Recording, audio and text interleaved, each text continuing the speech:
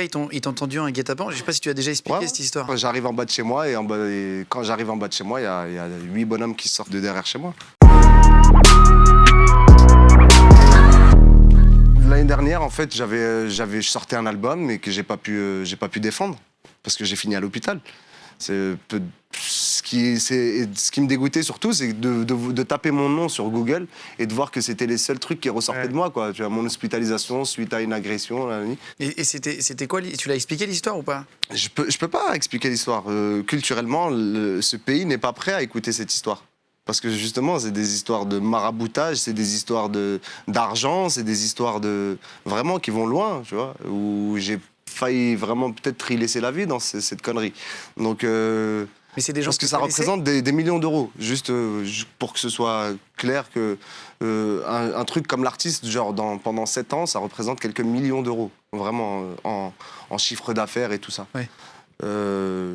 J'ai pas profité de tout cet argent-là, mais j'ai récupéré beaucoup de galères. Quand il y a quelque chose, je dois assumer en fait.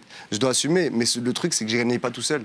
Et il y avait des gens qui gagnaient avec moi et du coup j'ai dû me séparer de ces gens-là aujourd'hui, ce qui fait que je pense que tu dois sentir que je suis un peu plus cool parce que justement j'ai nettoyé tout ça autour de moi. T'as fait du vide un peu et... Exactement.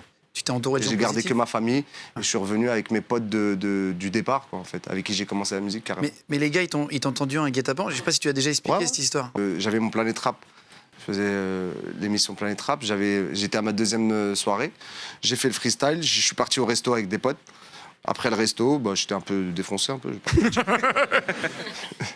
Je sors, j'arrive en bas de chez moi et quand j'arrive en bas de chez moi, il y a 8 bonhommes qui sortent de derrière, tu vois, de derrière chez moi, tu vois, avec tout ce qu'il faut pour faire peur, calmer un homme. Et tu les connaissais ces gens-là d'avant?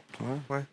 Mais ils Après, étaient pas cagoulés? quand la police est venue, j'ai dit que je les connaissais pas, j'ai dit qu'ils étaient cagoulés, j'ai pas porté plainte derrière, j'ai réglé mes trucs comme un mec du 9-3 règle ses affaires, tu vois. Aujourd'hui, je vais pas te dire exactement les détails de comment on a réglé cette histoire. Mais, tu vois ce que je veux dire?